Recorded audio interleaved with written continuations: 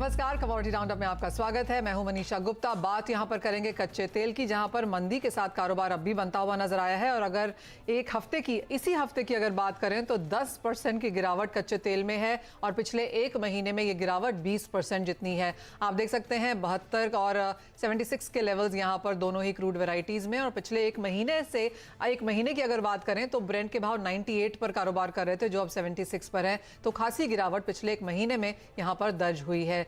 साथ ही बात करेंगे सोने चांदी में। यहां पर तो निखार बढ़ा ही है। डॉलर इंडेक्स जो वीक है उसका पूरा फायदा यहां पर सोना और चांदी उठाते हुए अभी भी आपकी स्क्रीन पर बढ़त के साथ कारोबार।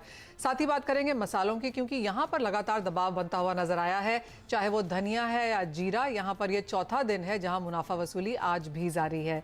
इन सब पर बात करने के लिए हमारे साथ जुड़े हैं कोवर्जी ग्रुप के रवि देओरा, एमिरेट्स एनबीडी के डायरेक्टर धर्मेश भाटिया, श्री फलोरी ट्रेडर्स के प्रोप्राइटर महावीर गुप्ता से हम यहां पर धनिया के बारे में बात करेंगे। लेकिन वो ब्रेक के बाद अभी बात करते हैं यहां पर कच्चे तेल की, जहां पर मुनाफा वसूली कायम है।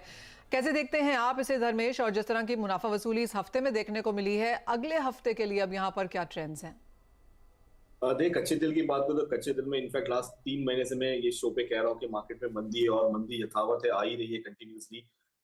एक ही कारण है, इसका मेन कारण है कंजम्पशन। देखिए, मार्केट में जो तेजी देखने मिली थी, $120 की कमोडिटी हो गई थी, वो कंप्लीटली वॉर सिनेरियो के कारण थी। उसके बाद में मार्केट में जैसे जैसे वॉर का जो प्रमाण है वो कम होते गया, मार्केट में स्लो एंड स्टेडीली प्राइस नीचे आने लग गई। प्लस उसके ऊपर एक था कि चाइना का कोविड का असर, उसमें भी मार्केट में कंजम्पशन काफी कम था। प्लस डॉलर इंडेक्स अगर आप देखिए, इवन दो 114 पे डॉलर इंडेक्स था और वहां से 104 पे आ चुका है, 105 पे आ चुका है, स्टिल कमोडिटी मार्केट में स्पेशली कच्चे तेल में आपको मंदी देखने मिल रही है। इसका कंप्लीटली सिनेरियो कि सप्लाई अभी भी अच्छी है, इन्फ्लेशन काफी हाई है, इंटरेस्ट रेट बढ़ रहा है।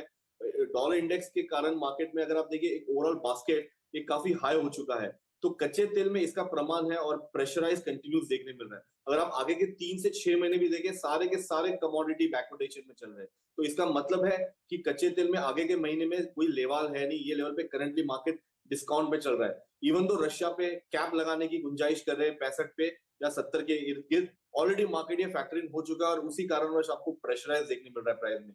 तो मैं एक्सपेक्ट करता हूं कि इवन दो ठंडी है, पीक सीजन है कंजम्पशन का, मैं अभी भी इसमें मंदी का ही असर देख रहा हूं। मैं एक्सपेक्ट करता हूं कि प्राइस 6,700 से लेके 6,500 के स्तर के लिए आ सकता है। अंतरराष्ट्रीय मार्केट में $67 के लेवल आपको शीघ्र ही देखने मिलेंगे, जो स्पेशली इंडियन मार्केट के लिए और डेवलपिंग कंट्री के लिए काफी अच्छा न्यूज रहेगा। ओके, $67 तक आपको यहां पर कच्चा तेल देखने को मिल सकता है, यानी कि करंट लेवल से भी करीबन $5 तक की मुनाफा वसूली एक्सपेक्टेड है। और 6,000 के नीचे के स्तर हमने एमसीएक्स में अब यहां पर बनते हुए देखे हैं। रवि, आप कैसे देखेंगे कच्चे तेल के भावों को? क्योंकि जिस तरह की मुनाफा वसूली और जैसे धर्मेश भी कह रहे हैं कि और गिरावट की एक्सपेक्टेशन है, आपके सपोर्ट लेवल्स क्या हैं? हाँ जरूर सर, लास्ट वीक में मैंने हाईलाइट किया था, धर्मेश ने भी हाईलाइट किया था कि 87 के ऊपर जाना थोड़ा मुश्किल है। तो वैसे देखे तो वहां से अच्छा करेक्शन ऑलरेडी आ चुका है एंड अच्छे प्राइसेस में गिरावट करीबन $10 की एक सप्ताह में देखने को मिले हैं, $9 से $10 की। तो देखे तो प्राइसेस काफी ओवरसोल्ड कैटेगरी में है। एक आध बाउंस आए, यहाँ पे थोड़ा भी उछाल मिलता है। तो मेरे हिसाब से अराउंड जो 77 के करीब प्राइसेस ब्रेंट के चल रहे हैं, वो 78, 50, 79 के करीब आए तो एक बार बिग वाली का ही ट्रेड लेना चाहे। डोमेस्टिक प्राइसेस की बात करें तो रुपी थोड़ा वीक हुआ, इस हिसाब से डोमेस्टिक प्राइसेस में इतना करेक्शन नहीं दिखा गया। पर जिस हिसाब से इंटरनेशनल प्राइसेस गिर रहे हैं, रुपी को इसका सपोर्ट मिलेगा। तो यहाँ पे अंडर परफॉर्मेंस आगे जाके मैं देख रहा हूँ। मुझे लग रहा है कि ग्लोबल लेवल से एमसीएक्स के प्राइसेस अंडर परफॉर्म कर सकते हैं। लेवल स्पेसिफिक 6,000 के ऊपर सस्टेन होना थोड़ा मुश्किल है। 6,000 के करीब आए तो इंट्राडे के लिए सेल कर सकते हैं। नेक्स्ट वीक के लिए 6,050 6,000 के बिटवीन सेल कर सकते हैं। स्टॉप लॉस अगर आपका इंट्राडे व्यू है तो 6,100 का लगाए एंड डाउन साइड 6,900 तक के लेवल देखने को मिल सकते हैं। अगर शॉर्ट टर्म का नजरिया है, 6,200 के स्टॉप लॉस के साथ आप सेलिंग पोजीशन रख सकते हैं। डाउन साइड 5,800 तक के लेवल आपको एक सप्ताह में देखने को मिल सकते हैं। हालांकि ओवरसोल्ड है तो ध्यान रखें, थोड़ा स्टॉप लॉस से काम करें। जी हाँ, जैसे कि आप अपनी स्क्रीन पे देख सकते हैं वो चार्ट की पिछले एक महीने में लगातार यहाँ पर मुनाफा वसूली देखने को मिली है। तो 16% की गिरावट तो यहाँ पर एमसीएक्स में है और अंतर्राष्ट्रीय बाजारों में अगर आप ब्रेंट देखें तो 20% पिछले एक महीने में गिर चुका है। जैसे चेताया गया कि ओवरसोल्ड टेरिटरी में है, एक रिबाउंड की एक्सपेक्टेशन है, बिकवाली अभी भी करनी है, लेकिन स्टॉप लॉसेस जरूर लगाएं तो कुछ कॉशियस ट्रेड वहां पर बन सकता है। धर्मेश, नेचुरल गैस आप कैसे देखते हैं? क्योंकि 13 दिसंबर की मीटिंग से पहले माना यह जा रहा है कि यूरोपियन यूनियन यहां पर एक गैस प्राइस कैप भी लगा सकता है। क्या उसका इंपैक्ट हमने प्राइसेस में आता हुआ देखा है? देखिए, अगर आप नेचुरल गैस की चाल देखें तो मार्केट में जो वॉलेटिलिटी है वो सबसे ज्यादा है नेचुरल गैस में। 450 से 550 का जो दायरा है, 100 रुपए के दायरे में कंटिन्यूस मार्केट ट्रेड हो रहा है। बट मैं इसमें ज्यादा तेजी में हूं नहीं, क्योंकि ऑलमोस्ट पीक आउट हो चुका है। नेचुरल गैस एक ऐसी कमोडिटी है जो 1 महीने पहले एक्सपायर होती है। जनवरी कॉन्ट्रैक्ट दिसंबर में और दिसंबर कॉन्ट्रैक्ट अगर होती है तो नवंबर में। तो ये कमोडिटी में ऑलरेडी हम जैन कॉन्ट्रैक्ट में ट्रेड होता है देख रहे हो, और प्राइस में कंटिन्यूस प्रेशर है हायर लेवल पे। तो ये 500 का लेवल टिक नहीं पा रहा। मैं रेकमेंड करूंगा कि ऊपरी स्तरों पर अगर आता है तो मैं सेलिंग की रिकमेंडेशन दूंगा। मैं एक्सपेक्ट करता हूं कि ये कच्चे तेल को भी हिट कर सकती है, और ये प्राइस 450 से लेकर 400 का स्तर दिखा सकती है। प्लस अगर आप देखिए डॉलर इंडेक्स में यथावत मंदी आ रही है, मार्केट 104 पे आ चुका है, तो भी ये कमोडिटी में तेजी आने की गुंजाइश काफी कम है। तो मैं रेकमेंड करूंगा आप फेब कॉन्ट्रैक्ट में ट्रेड कीजिए। इसमें अभी भी मंदी कर सकते हैं। 50 से 60 रुपए की मंदी यहाँ से करंट लेवल से आपको देखने मिल सकती है। तो मैं सेल की स्ट्रैटेजी दूंगा नेचुरल गैस में। ओके, नेचुरल गैस का वो चार्ट आपके सामने फिर लेके आना चाहेंगे। पिछले एक महीने की अगर आप नेचुरल गैस की रेंज देखें तो हाई में हमने 600 बनाया और करंट लेवल्स यहां पर फिलहाल 452 के आसपास कारोबार कर रहे हैं, रादर 480 के आसपास कारोबार कर रहे हैं। और जैसे धर्मेश कह रहे हैं कि यहां से भी मुनाफा वसूली की एक्सपेक्टेशन है। जी हाँ, वो एक महीने की रेंज है, 600 का हाई और 450 का लो, यानी कि अच्छी खासी वॉलेटिलिटी हमने यहाँ पर नेचुरल गैस में आते हुए देखी है। लेकिन बिकवाली की राय यहाँ पर फिर भी अब भी है। आगे बढ़ेंगे और बात यहां पर सोने चांदी की करेंगे, क्योंकि हमारी दूसरी हेडलाइन वहीं से है और यहां पर बढ़त जारी है। हमने भावों में अच्छी खासी तेजी आते हुए देखी है। अगर सोने की बात करें तो यहां पर 54,000 के स्तर बड़े इजीली निकलते हुए नजर आए हैं, और चांदी में तो क्लियरली आउट परफॉर्मेंस यहां पर है। धर्मेश, दोनों ही कमोडिटीज में क्या कारोबार? गोल्ड एंड सिल्वर दोनों में मैं अभी भी तेजी में हूं। मुझे लगता है कि मार्केट में तेजी बरकरार रहेगी, इवन दो इंटरनेशनल मार्केट में 1800 का जो लेवल है वो कंटिन्यू छू के मार्केट घूम रहा है। बट अगर आप देखिए डॉलर इंडेक्स में जिस रफ्तार से गिरावट आ रही है, मैं एक्सपेक्ट करता हूं कि सोने और चांदी में इसका मुनाफा देखने मिल सकता है प्राइस में। और प्राइस फिर से एक्सपेक्ट करिए कि अराउंड 54,500 से 55,000 के स्तर भी दिखा सकता है। प्लस मुझे लगता है कि रुपया यहाँ से और कमजोर होगा, और रुपया 83-83.50 तक के लेवल्स आपको एक्सपायरी के पहले देखने मिल सकता है, क्योंकि ईयर एंड है और यहाँ पे एफआईआईज आउटफ्लो करेंगे, तभी डॉलर डिमांड होगा और प्राइस ऑटोमेटिकली आपको तेजी का माहौल दिखा सकता है। तो मैं सोने में ज्यादा तेजी में हूं। मैं एक्सपेक्ट करता हूँ 500 रुपए की तेजी करंट लेवल से आने की गुंजाइश है। दूसरी रही चांदी। चांदी काफी मुश्किल से $23 के लेवल पे टिकी हुई है। अगर आप इसकी चाल देखें चांदी की, तो ये $20 से $23 का दायरा में कंटिन्यूस ट्रेड हो रही है, और अभी काफी दिनों बाद, इनफेक्ट काफी महीनों बाद $23 के ऊपरी स्तरों पर सस्टेन हो रही है। अगर ये मंथली बेस पे क्लोज देता है तो 25.5-26 के स्तर फिर से दिखा सकता है प्राइस में, क्योंकि सोना काफी तेजी बता चुका है। तो अगर चांदी बढ़ती है तो 70-72 हजार 72,000 तक के लेवल्स भी आपको चांदी में देखने मिल सकते हैं। तो फंडामेंटली टेक्निकली दोनों कमोडिटी में मैं बुलिश हूं, और बाय ऑन डिप्स की स्ट्रैटेजी मेरी दोनों कमोडिटी में रहेगी। ऑलराइट, और जिस तरह की तेजी हम ऑलरेडी प्राइसेस में आता हुआ देख चुके हैं धर्मेश, लोग तो यही जानना चाहते हैं कि कहां पर एक करेक्शन ढूंढें। अगर खरीदारी करनी हो तो नीचे की रेंज क्या है, क्या उसका इंतजार भी करना चाहिए? देखिए, मेरे हिसाब से अगर करेक्शन आता भी है तो काफी सीमित दायरे में करेक्शन आ रहा है। अगर आप देखिए जो पिछला करेक्शन जो था वो काफी भयंकर था, जब मार्केट ऑलमोस्ट 1800 से $1600 आ गया था, और फिर से मार्केट ने एक अच्छी छलांग लगाई है। अभी करेक्शन अगर आप चांदी में देखें तो चांदी 67,000 अगर आता है तो मैं रेकमेंड करूंगा फिर से बाइंग करके चल सकते हैं। बट स्टिक स्टॉप लॉस 500-600 रुपए का मिनिमम रखिए, क्योंकि काफी चंचल कमोडिटी है, इसकी वॉलेटिलिटी काफी हाई है। तो बिना स्टॉप लॉस के चांदी में ट्रेड ना करें। अगर रही सोने की बात, तो सोने में मैं रेकमेंड करूंगा कि अराउंड 53,800 का स्टॉप लॉस से बाय करिए, क्योंकि रुपया कमजोर है। रुपया ऑलमोस्ट ₹1 कमजोर है। उस कारणवश 400-500 रुपए की तेजी इसमें एड ऑन हो चुकी है। तो एक्सपेक्ट करिए कि अगर 54,000 के लेवल्स आते हैं तो बाइंग करके चल सकते हैं। अराउंड 53,800 का स्टॉप लॉस रखिए, और 54,500 टू 55,000 के टारगेट के लिए आप एक एक्सपायरी के अंतराल तक यानी फेब तक आप होल्ड कर सकते हैं पोजीशन को।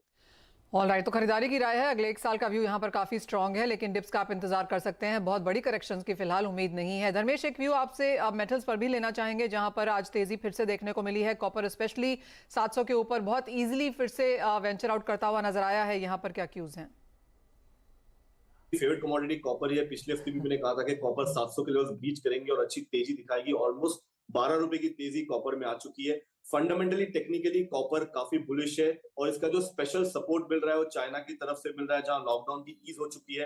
तो कॉपर में आप ध्यान रखिए, कॉपर की जो लास्ट 6 से 1 साल की अगर चाल देखे तो ये 820 की कमोडिटी 600 हो गई थी, और फिर से मार्केट ने 700 के लेवल यानी ऑलमोस्ट 50% रिबाउंड हो चुका है प्राइस। और इसमें अराउंड 720 टू 735 तक के टारगेट के लिए आप यहाँ पे बाइंग करके चल सकते हैं। बट स्ट्रिक्ट स्टॉप लॉस 700 का रखिए, क्योंकि एक साइकोलॉजिकल सपोर्ट है ये। और दूसरी मेरी टॉप कमोडिटी जिंक रहेगी, क्योंकि जिंक में मैं काफी बुलिश हूं, एक्सपेक्ट करता हूं कि जिंक फिर से पिछला जो तेजी का माहौल था, जो 320 का लेवल है, वो दिखा सकता है। इसमें स्टॉप लॉस मेंटेन करिए 275 का, इमीडिएट टारगेट 300 का रहेगा, और अगर स्ट्रेच टारगेट करें 2 से 3 महीने के लिए तो 320 से 325 के टारगेट के लिए आप जिंक में भी निवेश करके चल सकते हैं।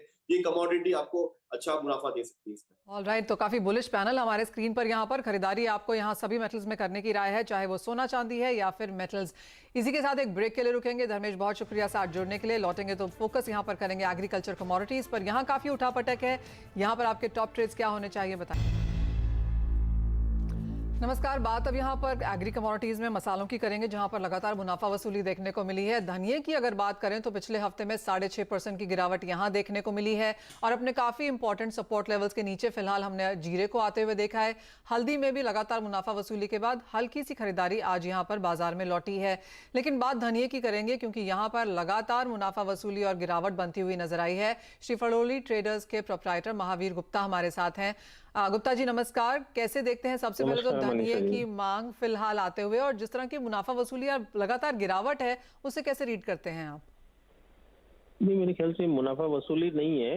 ये हड़कंप मचा हुआ है कि सब लोग अपना अपना स्टॉक कम करने का सोच रहे हैं, क्योंकि आगे क्रॉप का जो सोइंग डाटा है काफी अच्छा है, और बहुत ही क्वांटिटी वाइज देखें, क्वालिटी वाइज देखें, अभी तक सब पॉजिटिव है जी।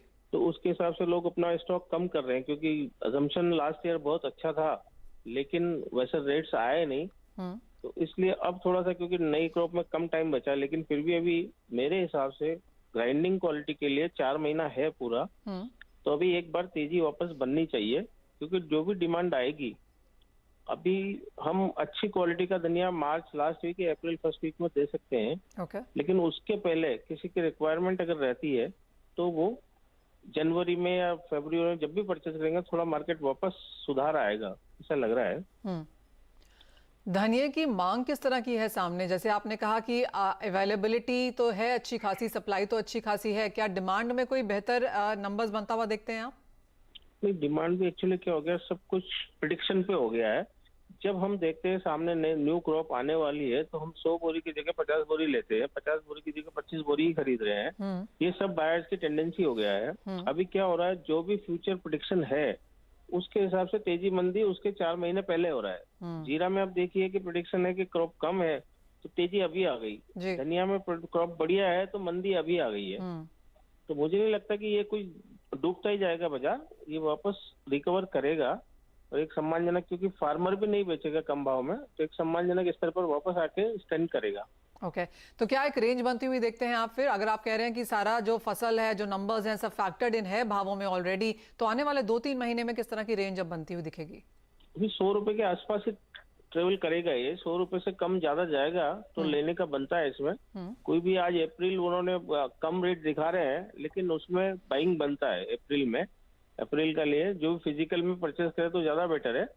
बाकी बाइंग बनता है, अभी ऐसा एकदम जाने वाला नहीं है, जो भी होगा 4 महीने बाद होगा, लेकिन हम उसके डर से अभी घबरा रहे हैं, वो एक गलत है। ओके जी हाँ, 92 के आसपास किस तरह आपकी स्क्रीन पे फिलहाल, और जैसे महावीर जी कह रहे हैं कि अगर 100 के नीचे मिलता है तो खरीदारी किस तरह है? ये रवि, आप कैसे देखते हैं करंट लेवल्स? हाँ जरूर सर, लास्ट सप्ताह में हमने इसमें सेलिंग की रिकमेंडेशन दी थी for a target price of 9200, approximately target आ चुका है, तो मुझे लग रहा है कि अभी ये लेवल पे थोड़ा रुकना चाहिए। सेल ऑन राइज जैसा स्ट्रेटेजी रख सकते हैं फॉर एक वीक के आउटलुक के लिए, अगर आप कर रहे हैं तो ये लेवल मुझे लग रहा है कि ओवरसोल्ड है। अभी जो ब्रॉडर रेंज में एक्सपेक्ट कर रहा हूँ नीचे 9100 से लेकर 9480, मीन्स की ये 300-400 पॉइंट के दायरे में रह सकता है। अगर किसी को डिप बाई करना है तो मेरे हिसाब से 9100 के लेवल के लिए वेट करें। अगर 91 करीब आ जाता है 9000 के स्टॉप लॉस के साथ आप शॉर्ट टर्म पोजीशन बाय कर सकते हैं। मुझे शॉर्ट कवरिंग 9500 तक दिख रहा है। ऑलराइट, यानी 9500 तक के लेवल्स यहाँ पर बन सकते हैं, लेकिन उससे पहले शायद 91 के स्तर भी आपको देखने को मिले, तो उस तरह की उठापटक बाजार में रह सकती है। महावीर गुप्ता जी, बहुत शुक्रिया साथ जुड़ने के लिए और बाजार का वो सेंटिमेंट हमारे साथ शेयर करने के लिए। लेकिन आपकी स्क्रीन पे एक बार यहाँ पर कॉटन के भाव भी लेकर आना चाहेंगे, जहां पर मुनाफा वसूली हमने बनती हुई देखी है। रवि, यहाँ पर क्या क्यूज हैं? थोड़ा हायर लेवल वसूली है, बट मुझे नहीं लग रहा कि 30,000 के नीचे प्राइसेस जाएंगे। शॉर्ट टर्म में शायद 31,800 से लेके 31,000 की रेंज आपको देखने को मिले, बट मुझे लग रहा है कि बाय एंड डिप्स का स्ट्रेटेजी रखे। अगर चाइना सही में रीओपन हो रहा है तो जो मार्केट की फियर थी कि वहां पे इंपोर्ट डिमांड कम होगी, तो वो फियर शायद हटेगी मार्केट से। थोड़ा बहुत एक बाउंस बैक में 32,000 तक एक्सपेक्ट करता हूँ। तो जो फ्यूचर्स में ट्रेड करना चाहते हैं वो 31,100 31,200 के बिटवीन बाय कर सकते हैं। 30,800 के स्टॉप लॉस के साथ आपको बाय करना है। अगर चाइना के रीओपनिंग न्यूज आते रहे मार्केट में, तो मेरे हिसाब से 32,000 तक के लेवल आने चाहिए। जो मार्केट में अराइवल से वो सीवियर है, बट यस, ये लेवल ऑलरेडी प्राइस में फैक्टर्ड इन है। एक फाइनल सवाल गुआर पर भी आपसे, क्योंकि यहाँ पर उठापटक अब भी जारी है। एक रेंज में अब बनता हुआ गुआर नजर आ रहा है, रवि आप कहेंगे, क्योंकि निचले स्तरों पर खरीदारी है, एक करंट एक स्तर पे आता है तो मुनाफा वसूली भी यहाँ पर आती है, तो क्या रेंज अब यहाँ पर वॉच करनी चाहिए?